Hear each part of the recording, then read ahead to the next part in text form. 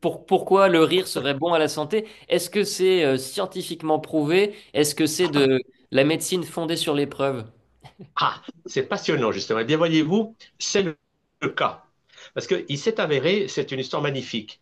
Il y avait un rédacteur en chef américain qui s'appelait Norman Cousins et qui a eu une polyarthrite. Il était à l'hôpital, il souffrait le martyre, on lui donnait de la cortisone et des antidouleurs, de la morphine, et il souffrait beaucoup. Et il a découvert que quand des amis venaient le voir et lui racontaient la dernière blague de New York, il riait un quart d'heure et après il n'allait plus mal.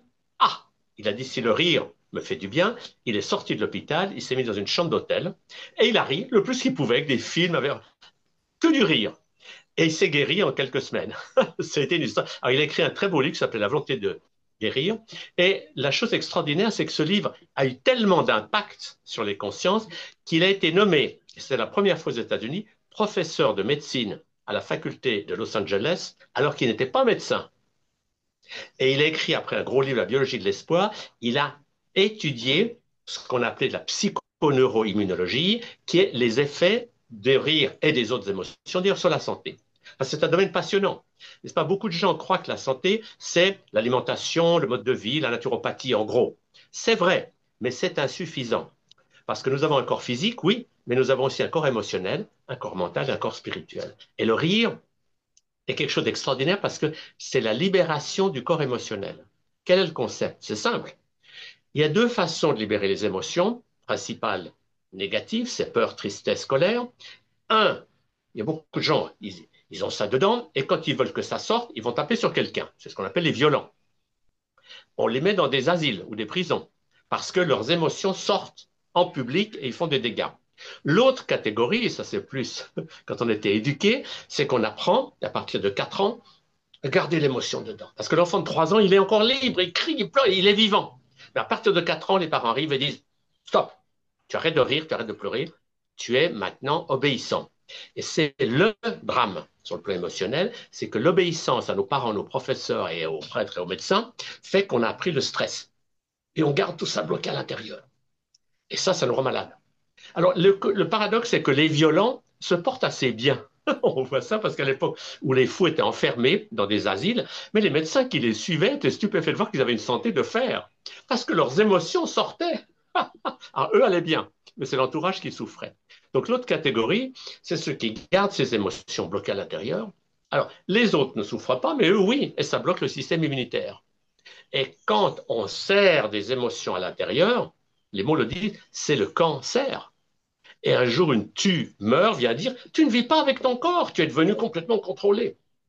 Donc, le rire et la gestion des autres émotions, c'est quelque chose d'extraordinaire. Et c'est maintenant tout à fait prouvé par la science que quand on rit, il se passe quelque chose d'extraordinaire dans notre corps.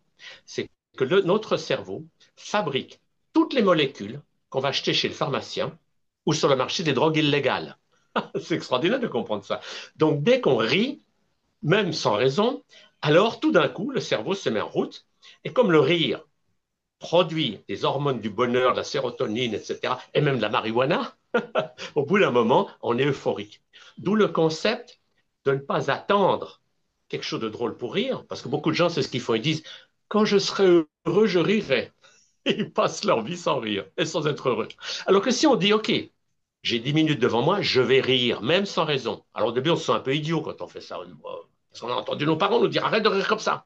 Il faut une raison pour rire. Non, mais si vous osez rire sans raison, ha ha ha ha, alors il y a une technique qui aide à faire ça, c'est faire les marionnettes. Dès qu'on fait les marionnettes, c'est ce qu'on voit quand on voit un bébé. On fait arre, arre. Parce que les marionnettes ouvrent le cerveau droit. Et quand on ouvre son cerveau droit et qu'on ose faire les marionnettes et qu'on se met à rire, il se passe une magie absolument extraordinaire. C'est que notre cerveau se met à plein tuyau à fabriquer les hormones du bonheur et tout ce qu'on achète chez le pharmacien ou sur le marché des drogues illégales. De la morphine, par exemple, dès qu'on rit, la douleur diminue. C'est pour ça que maintenant, il y a des hôpitaux depuis quelques années. Quand quelqu'un a mal, au lieu de lui faire une piqûre de morphine, on fait venir le clown, qui le fait rire et il rit avec lui et il fabrique sa morphine lui-même. Donc c'est une histoire passionnante. Moi, je l'ai vécu d'une manière étonnante, c'est que j'avais écrit un livre il y a presque 50 ans qui s'appelait Rire, c'est la santé. Et dans ce livre, qui est un livre avec des dessins humoristiques, je dis voilà ce qui vous rend malade. Et quand on arrive à, je dis si vous voulez aller vers la santé, il faut changer vos habitudes. parce que c'est vos habitudes de vie qui vous entraînent vers la maladie. Alors la fin du livre se lit à l'envers. Il faut tourner le livre et le lire de gauche à droite. Et la fin du livre, c'est qu'est-ce qui va vous ramener vers la santé. Donc j'avais écrit ce livre et j'avais mis un clown sur la couverture, parce que rire, c'est la santé. Et j'ai eu, ça m'a valu une expérience extraordinaire, c'est que quelques temps plus tard, j'ai un monsieur qui m'appelle et qui me dit, écoutez, je suis Kinou le clown et j'ai fait un AVC à 40 ans, il ne pouvait plus parler. Alors on lui a dit, votre vie de clown, c'est fini. C'est un grand si, un grand clown. Il a les chipins d'air, enfin bref, il ne pouvait plus parler.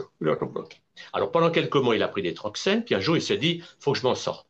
Il va dans une librairie à Genève, parce qu'il habitait là-haut de Savoie, et il tombe sur mon livre. Et comme il y avait un clown, il a acheté le livre et il a mis en pratique ce qu'il y a dedans.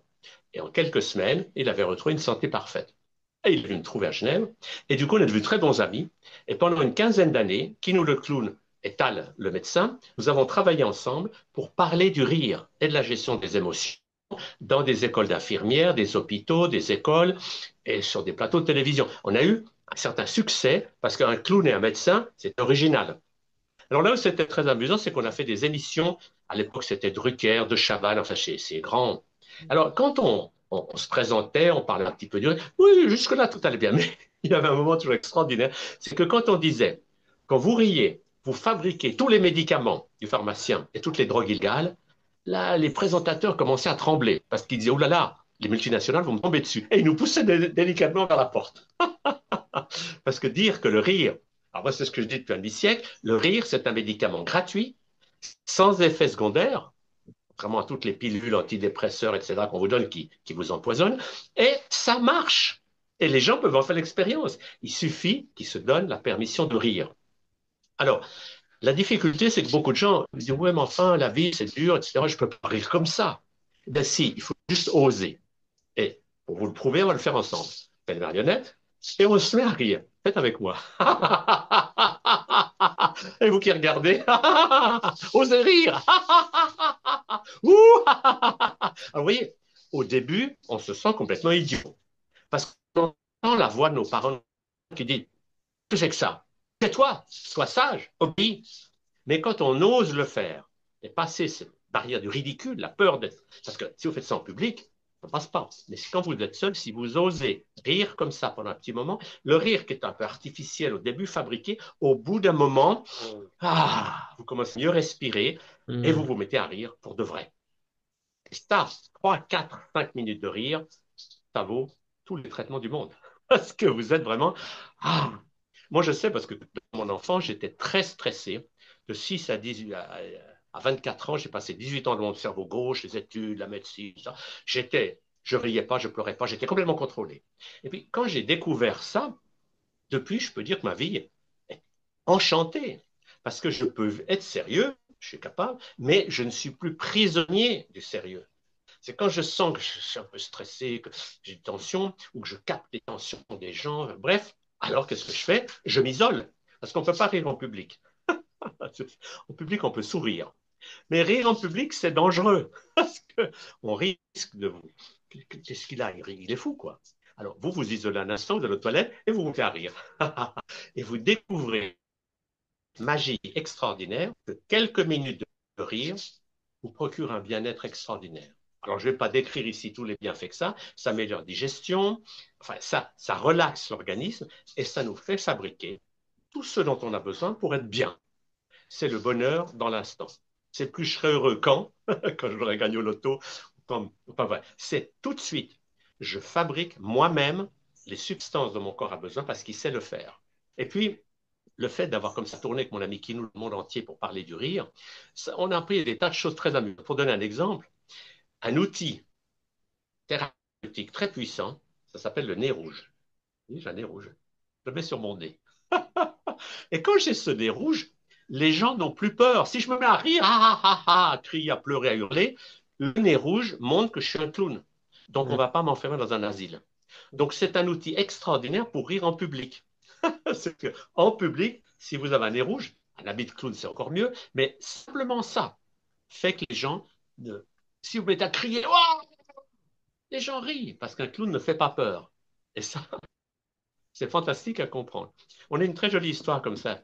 C'est Une dame qui nous racontait, c'était trois secrétaires et le patron était assez désagréable.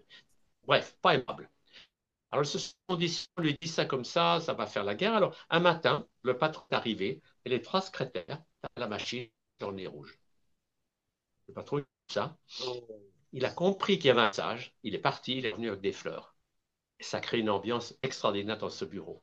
Donc, un simple nez rouge va vous permettre de pouvoir être avec vos émotions, que ça soit rire, que ça soit crier, colère ou pleurer, sans faire peur. Donc, ça devrait être en mobilité sociale, un petit nez rouge. Parce qu'avec ça, vous pouvez en public avoir des émotions. Mais sans nez rouge, soyez contrôlés parce que le propre de notre société, je dirais que la religion dominante, c'est pas le catholicisme, le protestantisme, c'est le contrôle émotionnel. C'est ça qui réunit tous les Occidentaux. La planète Terre, T-A-I-R-E. Tu peux dire que tu es en colère, mais tu n'as pas le droit de le vivre. Tu peux dire que tu es content, joyeux, mais tu n'as pas le droit de rire. On a bloqué l'intensité émotionnelle. Et ça, c'est le drame occidental. Moi, je suis actuellement à Madagascar. C'est impressionnant de voir comme les gens ici, ils ont une liberté émotionnelle, ils rient, ils crient, enfin, ils sont beaucoup plus vivants, tout le monde trouve ça normal. Les pêcheurs, quand ils partent avec leur pirogue, ils ont une intensité qui est admise par la société. Mais quand vous prenez un malgache, vous le mettez à Paris, les gens vont dire, mais il est fou, il est trop intense. Parce que la grande peur des gens dans les pays occidentaux, c'est la peur de l'intensité émotionnelle. Et avec le rire, quand on rit, ça va faire sortir d'autres émotions. Il y a de la tristesse qui va arriver, on va pleurer. Mais le but, c'est d'oser vivre l'intensité émotionnelle dans le plaisir et le devant des gens qui en ont peur. Donc, Mhm. la technique est simple. Vous sentez que vous êtes un peu tendu, que ça vienne de vous, que ça vienne des émotions que vous captez chez les gens. Isolez-vous un instant et riez. Et quand vous riez, tout d'un coup, peut-être des larmes vont arriver. Et vous allez passer d'une émotion à l'autre. Vous allez vider, faire une vidange émotionnelle à travers le corps physique. Parce que la loi universelle est très simple. C'est que les émotions, on est là pour les expérimenter. On est là pour avoir des émotions, autrement, on se rend beau déjà. Mais il ne faut pas qu'elles restent. Parce que si je l'intérieur, ça me fait du mal. Je la sors sur les autres, ça ne va pas non plus. Alors la clé pour aller ni en prison comme un violent, hôpital psychiatrique comme un fou, eh ben, c'est d'avoir de la gestion émotionnelle, de petits moments où simplement je vais me laisser aller, je vais rire ou pleurer, enfin bref, je vais libérer émotionnellement. Et la question, c'est de pouvoir retrouver peu à peu l'intensité maximum agréable. Et nous, c'est Mhm. ce qu'on fait dans nos stages. C'est toujours très impressionnant. Moi, je fais ça depuis un lycée. On dit aujourd'hui au centre du... Vous avez 3 ans, vous êtes en colère. Ben, presque tous les gens, ils vont faire. Mais il n'y a plus de son, il n'y a pas d'intensité. L'élément clé à comprendre, c'est que grâce au rire et à la gestion des autres émotions à travers le corps, on a une des clés fondamentales du bonheur. C'est que pour être heureux, c'est pas en refusant les émotions, comme certaines personnes, c'est ton problème. Donc ils refusent l'émotion parce qu'ils ne veulent pas être pollués.